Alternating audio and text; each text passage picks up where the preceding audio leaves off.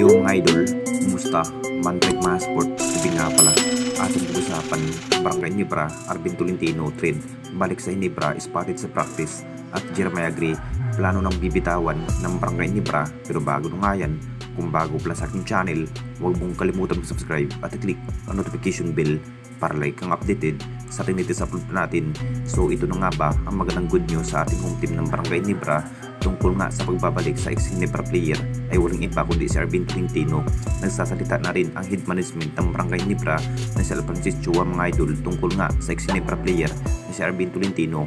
Posibleng maharpat muli ang nasabing player na si Arvin Tolentino sa upunan ng Barangay Ginebra.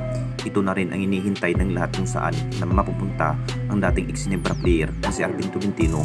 The fact na mapupunta si Arvin Tolentino, talagang babalik solidong chemistry ang panibagong lineup ngayong season dahil pinatunayan pa rin na Arvin Tolentino na mas kayang bubuhatin ang upunan ng Barangay Ginebra. Nakita naman nating lahat kung ano ang kayang gawin sa nasabing player sa outside shooting at blind pass mga idol.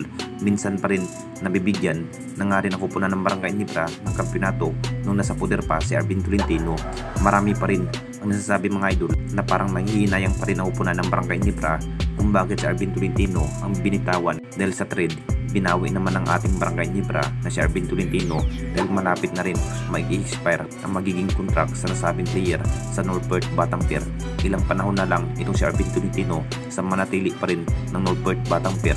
Kapag makapag-desisyon na rin si Arvin Tolentino, hindi na rin magre-renew ng panibagong kontrata sa upunan ng Northport Batang Pier. Dahil mas gugustin pa rin ni Arvin Tolentino bumalik sa dating kupunan ng Barangay Ginebra, magugulat pa rin ang lahat kapag masasama ang magiging solidong star player ng Jing Kings na si Arvin Tolentino. At dito na naman tayo sa isa pa nating balita.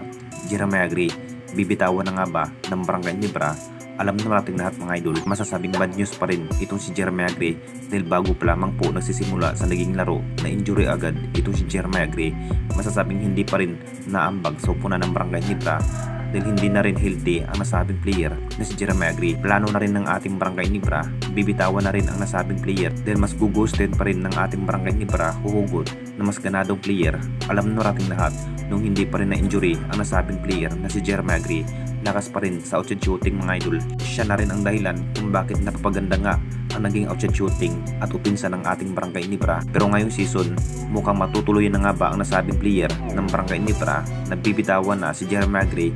Ginulat pa rin ang lahat sa inamin nga ni Coach Tim dahil sinabihan na nga raw si Coach Tim mukhang isa na rin si Jeremiah Gray sa bibitawan na ng Barangay Ginebra ngayong All Filipino Cup at papalitan ng bagong player. Sang-ayon pa rin sa plano ng ating Barangay Ginebra dahil posibleng kapalit nga si Jeremiah Gray ay walang iba kundi ang ex-Ginebra player na si Arvin Tolentino.